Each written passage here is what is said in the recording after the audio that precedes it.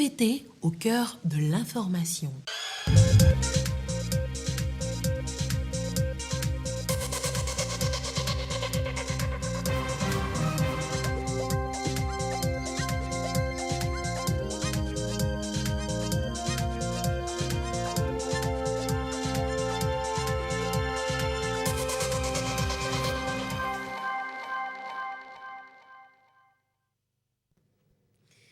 Il est l'heure du journal sur la télévision togolaise. Madame, monsieur, bonsoir. Et voici les titres de cette édition. Journée internationale des droits de la femme ce 8 mars. De Lomé à Saint-Cassé, tout le monde s'est mis en accord. Le chef de l'État, Faure Sozina Nyazingbe, en premier, pour louer les actions et les efforts des femmes et demander encore plus de projets en faveur de son autonomisation et cette année à travers le numérique. Et les détails à suivre dans ce journal. Et puis, Madame le Premier ministre, Victoire Toméga Dogbe, a appelé les investisseurs à s'intéresser encore un peu plus aux pays les moins avancés. Et elle a appelé également ces pays eux-mêmes à oser plus. Et c'était au sommet des Nations Unies pour les pays les mieux avancés. C'était à Doha, au Qatar. Retour sur ce sommet dans cette édition. Voilà donc pour les titres. Aujourd'hui, 8 mars, journée internationale des droits de la femme. Le chef de l'État, Faure Sozina Nyazingbe, à travers un tweet, a salué les efforts et les formidables accomplissements des femmes et des filles de toutes les régions du pays. Tout en rappelant que les progrès des femmes sont ceux de toute la société, le président de la République a rappelé aux femmes qu'elles sont les symboles vivants de notre réussite collective. Elles sont pour le chef de l'État les messagères de notre future radio. Et nous reviendrons en détail donc sur la célébration de cette journée dans le courant de cette édition. Et pour l'instant, direction Doha au Qatar, où se sont déroulés les travaux du sommet des Nations Unies sur les pays les moins avancés. Travaux auxquels a pris part Madame le Premier ministre Victoire Toméga Dogbe. La chef du gouvernement a, à cette occasion, exposé les ambitions du Togo, sans oublier d'inviter le groupe des pays les moins avancés à plus d'audace. Le résumé avec Yves Agbevivi. Doha, la capitale du Qatar dans la péninsule arabique. Madame le Premier ministre Victoire Toméga Dogbe, à la tête d'une délégation de haut niveau, prend une part active au sommet des chefs d'État et de gouvernement du groupe des PMA. Les travaux présidés par le secrétaire général de l'ONU, Antonio Guterres, en présence de plusieurs chefs d'État et de gouvernement, permettront d'élaborer des plans et des partenariats nécessaires pour concrétiser les promesses et ambitions du programme d'action de Doha adopté en 2022 pour les 10 prochaines années. Il s'agit aussi de mobiliser un soutien international supplémentaire en faveur des PMA et de surmonter les défis structurels, éradiquer la pauvreté et atteindre les objectifs de développement fixés au niveau international. Au nom du président de la République, Madame le Premier ministre a remercié l'émir du Qatar, Cheikh Tamim Ben Hamad Al Thani, pour la qualité de l'accueil et la parfaite organisation du sommet. Elle a réitéré l'engagement du Togo à poursuivre ses actions pour un développement harmonieux du pays à travers l'inclusion socio-économique. Mon pays, le Togo, se réjouit de la tenue de cette conférence car elle arrive à un moment charnière où nos pays sont confrontés à des multiples crises sanitaires, économiques, climatiques, sécuritaires. Je voudrais nous inviter à nous mobiliser pour mener des actions encore plus fortes pour accélérer l'impact de nos résultats. Et c'est ce que notre pays, le Togo, a compris à travers notre feuille gouvernementale 2025 qui se focalise surtout sur l'inclusion. Le secrétaire général des Nations Unies, Antonio Guterres, a fait le diagnostic sans complaisance des facteurs qui freinent encore le développement de ces pays les moins avancés, notamment les inégalités générées par le système économique et surtout le surendettement qui rend impossible leur développement. On mesure le développement d'une façon complètement erronée. Excellence, Le moment est venu de rendre justice aux pays les moins avancés. Œuvrons ensemble afin de trouver de nouvelles voies pour aider vos populations. Faisons de la catégorie des pays les moins avancés un vestige du passé. Ce sommet annonce ainsi les couleurs de la 5e conférence des Nations Unies sur les pays les moins avancés du 5 au 9 mars 2023.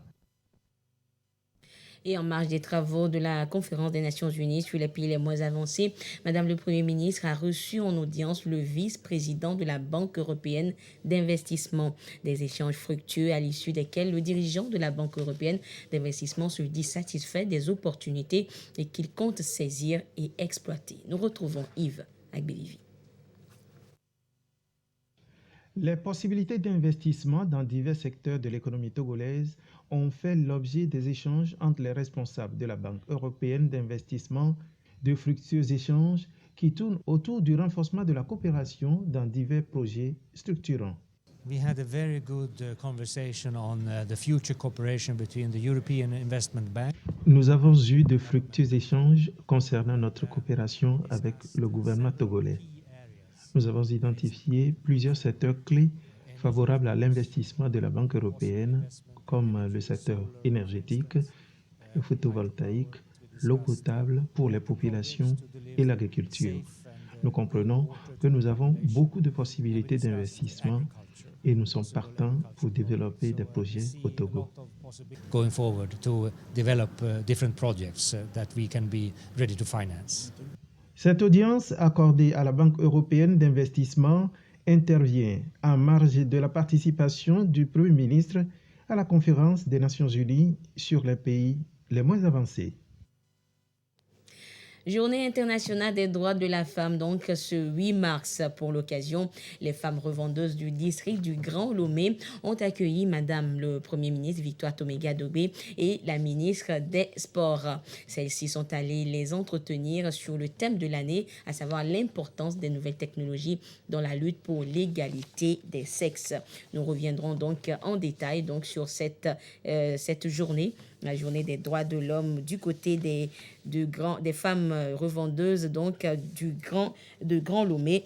Dans le courant de cette édition, notre équipe de reportage étant en cabine de montage. Et les femmes forces de l'ordre et de sécurité étaient également de la partie. Elles ont profité de cette journée pour découvrir leur rôle dans la gestion de la crise sécuritaire qui secoue les pays. Le compte rendu avec Edwige Atakper-Bassabi, Sylvain Rabdo. L'égalité des sexes en situation de crise sécuritaire à l'ère des innovations et de la technologie, défis et opportunités. C'est bien le thème choisi pour la journée du 8 mars au ministère de la Sécurité. Il s'agit d'amener les femmes de ce secteur à mettre à contribution leurs connaissances en technologie pour contrer la menace terroriste. Le ministère de la Sécurité et de la Protection civile, dans la droite ligne des orientations du gouvernement, essaie de faire tout ce qui est de son possible pour contribuer également à la promotion du genre. Nous avons énormément de personnel féminin aujourd'hui. Vous allez voir que depuis un certain nombre d'années, au niveau des corps habillés, le nombre de personnel féminin a beaucoup grimpé. Le ministère de la Sécurité organise à partir de la semaine prochaine une vaste campagne de sensibilisation au profit des femmes sur la prévention de l'extrémisme violent. C'est une histoire de voir dans quelle mesure les femmes peuvent être impliquées. L'édition 2023 explorera l'impact de l'écart entre les sexes dans le numérique sur l'accroissement des inégalités économiques et sociales. Cette édition mettra en évidence la nécessité de protéger les droits des femmes et des filles dans les espaces numériques et de réduire considérablement la violence basée sur le genre. Au ministère du Développement à la base, les femmes ont elles aussi marqué un arrêt dans leurs activités ce 8 mars. Elles ont tablé sur comment inclure le digital dans leurs différents services. Le compte rendu avec Abilé Niazimbe. L'ANVT, le FAEJ, l'ANADEB, le CNEJ, toutes réunies autour de leur ministère de tutelle en cette journée internationale des droits de la femme. Au programme de communication axé sur le digital. La numérisation, la digitalisation. Aujourd'hui, c'est deux concepts vraiment très très importants pour les femmes. Vous voyez qu'aujourd'hui, les femmes, même étant au bureau, continuent par exercer d'autres activités. Une personne, comme je l'ai dit tout de suite, une personne qui rentre avec son BPC et à la fin de sa carrière sort avec sa licence.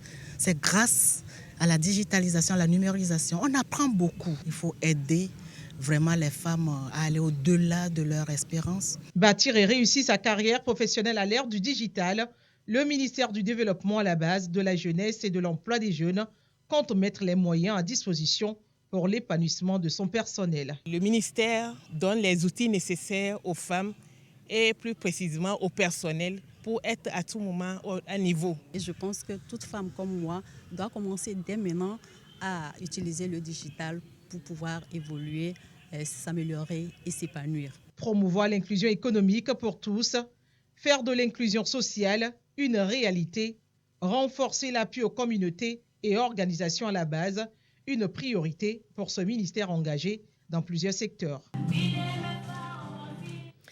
Pour un monde digital inclusif, innovation et technologie pour l'égalité des sexes. Le thème de la journée cette année a retenu l'attention des femmes de la Caisse de retraite du Togo, de la Togolaise des eaux, TDE, et de la Cour des comptes.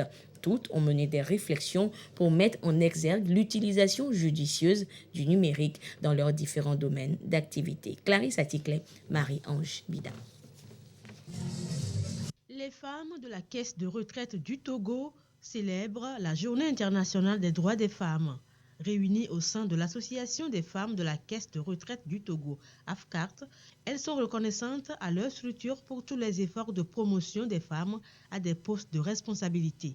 À la Caisse de retraite du Togo, les femmes occupent pratiquement toutes les positions. Et la preuve, je suis la directrice du recouvrement. Nous avons des femmes chefs de service et chefs de section. J'appelle mes sœurs, mes camarades, à travailler dur et à occuper les places qu'il faut. Pour l'occasion, elles ont mis l'accent sur la promotion des femmes dans le secteur numérique au Togo. Tout ce que nous faisons à la CRT, il y a la liquidation de pensions, les cotisations au niveau des fonctionnaires. Tout cela se fait aujourd'hui sur ordinateur. Donc nous avons des bases de données qu'on a développées. Donc tout le numérique vraiment va nous aider à avoir un bon résultat. Au quotidien, elles sont en contact permanent avec l'outil numérique. Donc les aider à maîtriser cet outil-là. Depuis près de 6 ans, la Caisse de retraite du Togo ne manque pas l'occasion de rendre hommage à ces femmes. Un moment privilégié où les responsables de la CRT réaffirment leur volonté et engagement à toujours œuvrer pour plus de promotion de leurs droits. Photos souvenirs, causeries sur le rôle des femmes de la TDE dans l'accès au numérique. Le tout agrémenté de quelques pas de danse. Les femmes de la Togolaise des eaux profitent de la journée du 8 mars pour s'exhorter à faire plus pour la conquête de leurs droits. Plus conscientiser cette femme de la TDE à embrasser ce métier technique de l'eau. Parce que donner de l'eau à la population, ce n'est pas dans les bureaux.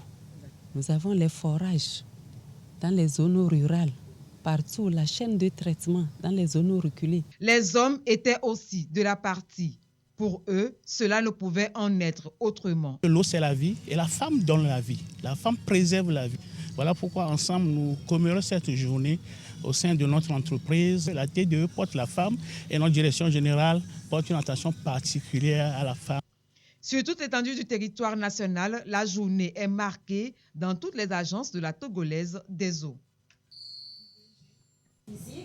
Femmes et fières, elles le sont à la Cour des comptes.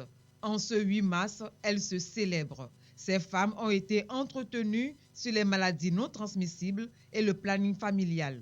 D'utiles conseils pour leur bien-être leur ont été prodigués. La commémoration de la journée du 8 mars est une occasion pour la Cour des comptes de mettre en lumière sa cellule genre et l'équipe d'audit genre. À la télévision togolaise, c'est la santé de la femme qui a été mise à l'honneur. Tests de dépistage et sensibilisation sur les cancers du sein et du col de l'utérus, le diabète, l'hypertension, tout était au rendez-vous pour prendre en charge aussi bien les femmes que les hommes. Gisèle Kozona pour des précisions. Une journée santé pour la femme. Opportunité pour femmes et hommes aussi de faire le point sur leur santé. Je viens d'avoir mon résultat après le test de la glycémie. Le résultat est bon, donc ce qu'il faut faire pour être en bonne santé et travailler, parce que sans la santé, rien n'est possible. Je suis concernée, c'est pour ça que je suis là. Donc, c'est gratuit encore. Et j'ai profité de l'occasion pour venir aujourd'hui, comme c'est la journée internationale de la femme. Vérification du taux du sucre dans le sang, vérification des constances et calcul de l'indice de masse corporelle, dépistage sur le cancer du sein. Toutes les informations sont données et aussi des conseils donnés par le personnel de santé. Seul le dépistage sauve.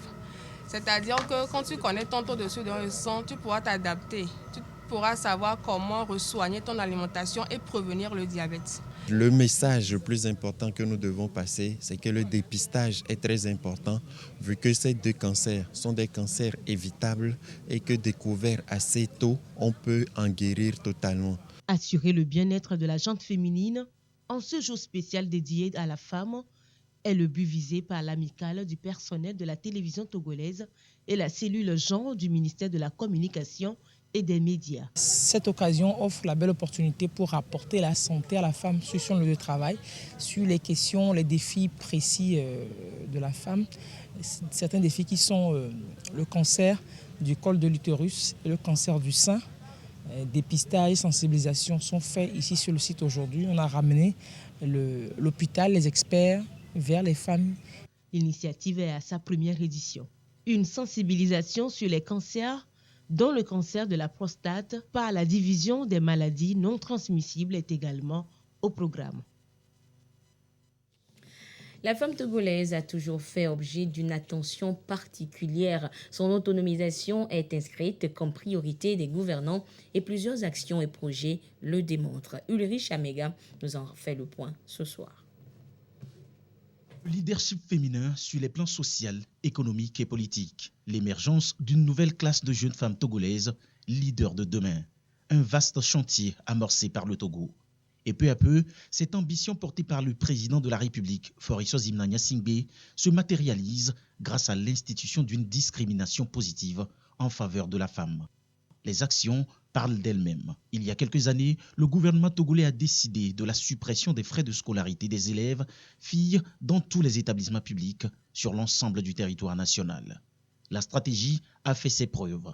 L'on assiste de nos jours à un accroissement significatif du taux de scolarisation de la jeune fille dans les écoles togolaises. Dans ce même registre, le programme d'excellence des femmes en Afrique, PEFA, voit le jour. Une véritable opportunité offerte aux jeunes femmes talentueuses âgées d'au plus 30 ans, ayant au minimum une licence en parcours universitaire. L'occasion leur est ainsi permise de suivre des formations et d'acquérir des compétences professionnelles transversales dans divers domaines.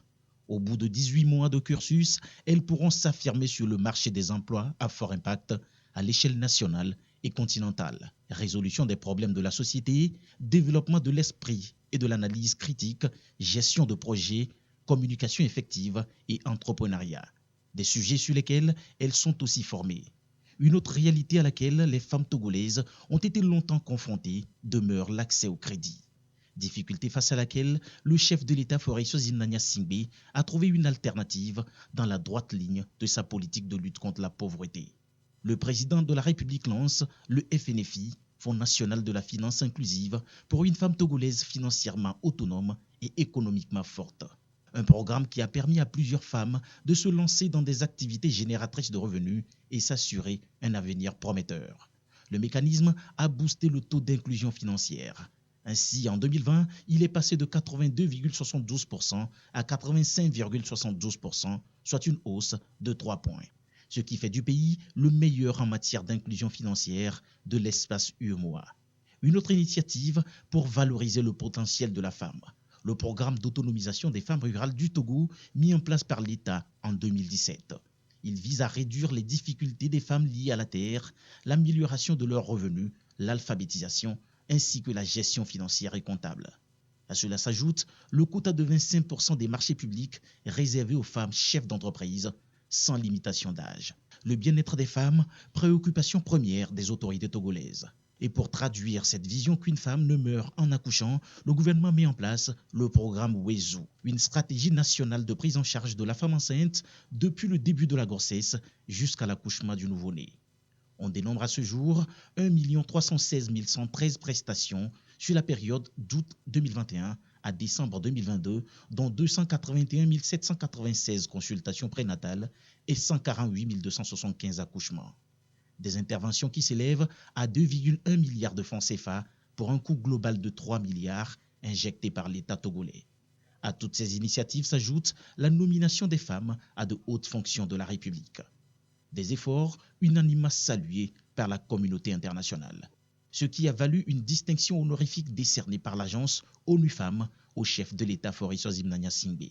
Reconnaissance pour son engagement en faveur de la cause de la femme. Le Togo s'est donc engagé pour l'égalité des sexes et l'autonomisation des femmes, et ceci donc à travers sa politique nationale pour l'égalité et l'équité du genre. Et à cette politique s'ajoutent donc plusieurs autres initiatives visant ainsi à renforcer le leadership féminin. Et le pays a connu ainsi des avancées majeures ces dernières années dans le domaine, et ceci grâce à la politique instaurée par le chef de l'État. Que retenir de toutes ces avancées? Ekwesala nous en rappelle l'essentiel ce soir.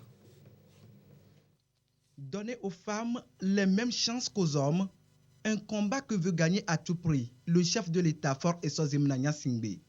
Outre des programmes et projets mis en œuvre pour intégrer la gente féminine au cœur des politiques de développement du Togo, l'exécutif a renforcé l'arsenal juridique dont dispose le pays pour mieux protéger la femme et favoriser son épanouissement.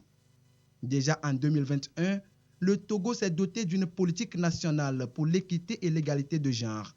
Ceci pour donner les mêmes chances aux femmes de participer au développement du pays et de jouir des bénéfices de sa croissance. En vue de consolider ses acquis et de prendre en compte de nouvelles réalités, cette politique a été révisée en 2019 avec l'adoption d'une stratégie nationale d'équité et d'égalité de genre.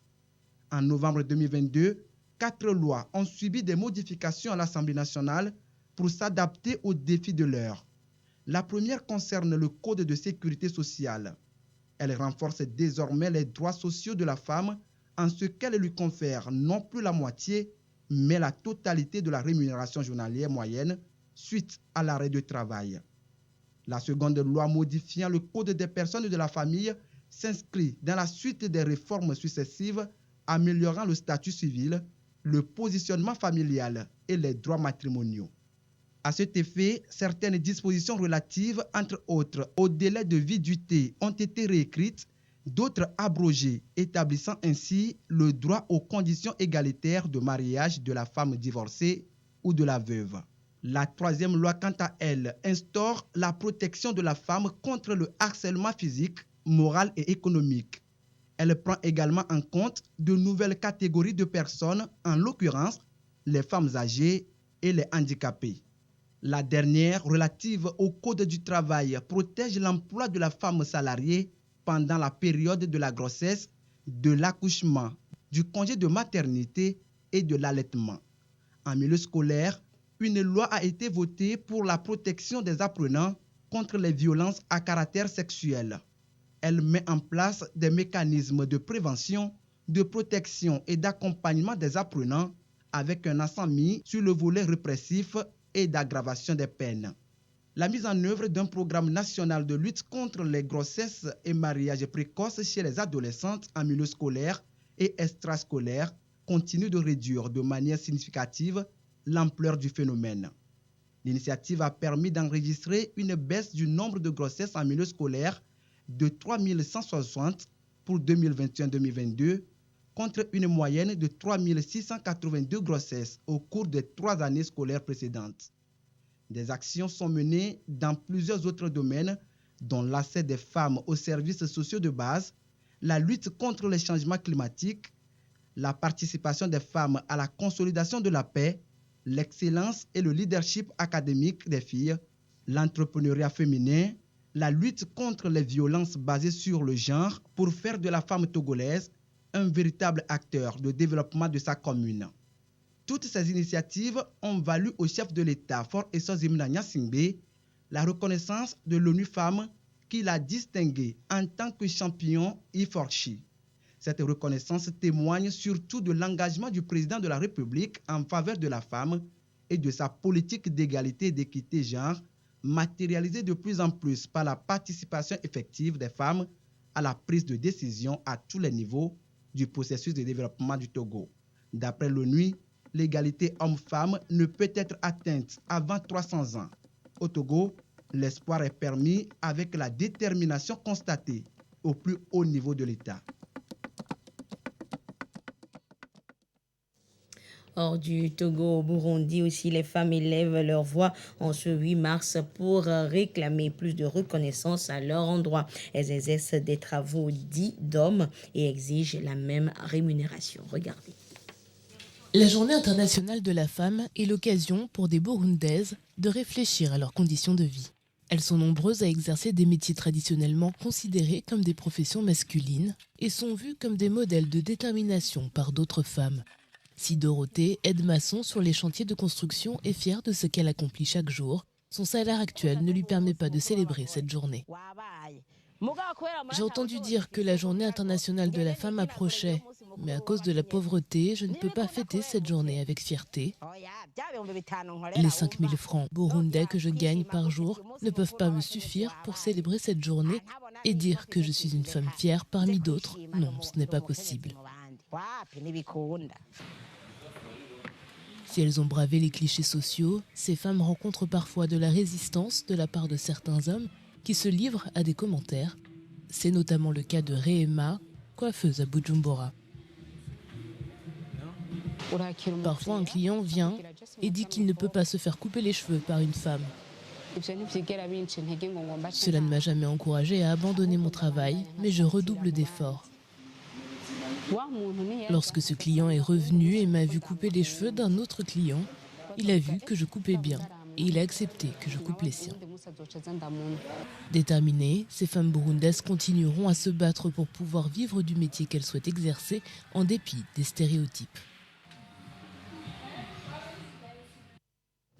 Retour en page nationale pour évoquer cette fois les bonnes pratiques en matière de santé sexuelle et reproductive des jeunes et des adolescents. Et c'est ce qui réunit depuis ce matin à Lomé 10 pays sur initiative de l'Association togolaise pour le bien-être familial ATBEF. Le compte rendu avec Solange Amandé et Sandra Aziabé. Comment aborder la question de la sexualité avec les parents sont jeunes? Comment adopter une sexualité responsable? Autant de questions qui touchent les jeunes et les adolescents. Au cœur de ces débats, des éléments de réponse proposés par les professionnels de la santé de reproduction. Ils défendent l'enseignement de l'éducation sexuelle dans les écoles, donner des informations vraies aux jeunes et adolescents sur la thématique. L'éducation sexuelle complète est intégrée dans les disciplines déjà existantes dans le programme scolaire. Donc, c'est par l'approche intégrée que l'éducation sexuelle complète est véhiculée dans les établissements scolaires. C'est pourquoi nous voulons partager cette expérience avec les pays pour qu'ils puissent adopter cette stratégie qui est moins coûteuse et qui répond à nos réalités. Une approche intégrée dans les matières, l'expérience ici partagée par le Togo avec les parties prenantes. Plus d'actions de partage, de bonnes pratiques sur l'intégration de l'éducation sexuelle complète. Pour nous, au cours de cet atelier, pour les 10 pays qui sont là, à savoir le Bénin, la Côte d'Ivoire, la RDC, le Burundi, pour ne citer que ces pays-là, il s'agira de voir qu'est-ce qui se passe au niveau des autres pays, qu'est-ce qu'ils font bien, qu'est-ce qu'ils peuvent apprendre de nous, Togolais, et qu'est-ce que nous aussi, nous pouvons apprendre également. Nous avons les jeunes qui sont exposés à des grossesses précoces non désirées sur les bancs, ce qui devient vraiment un fléau au niveau de nos pays. Il faut vraiment lutter sur cette thématique-là pour que ces jeunes aient vraiment, surtout les jeunes filles, aient vraiment un avenir radieux. Nous avons également les jeunes qui sont exposés aux infections sexuellement transmissibles, y compris le VIH-Sida, faute d'information. Et donc, nous pensons qu'avec l'éducation sexuelle complète, avec ces 8 modules, on pourrait venir à bout de ces problèmes de ces jeunes-là. C'est à l'école que les enfants passent la plupart du temps.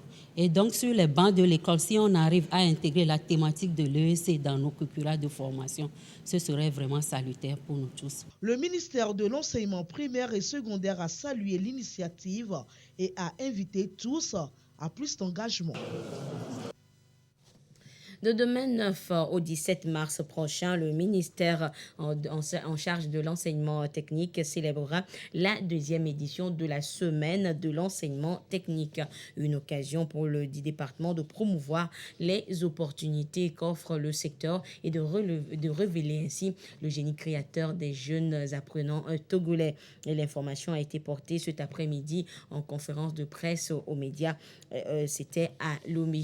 Nous y reviendrons dans nos prochaines éditions. Et ainsi se referme ce journal, mais je vous en rappelle l'une des principales informations, c'est la célébration ce 8 mars de la Journée internationale des droits de la femme et l'apothéose a eu lieu du côté de Kara. Et ainsi se referme donc ce journal. Merci de votre fidélité à la télévision togolaise. Excellente suite de nos programmes. Au revoir.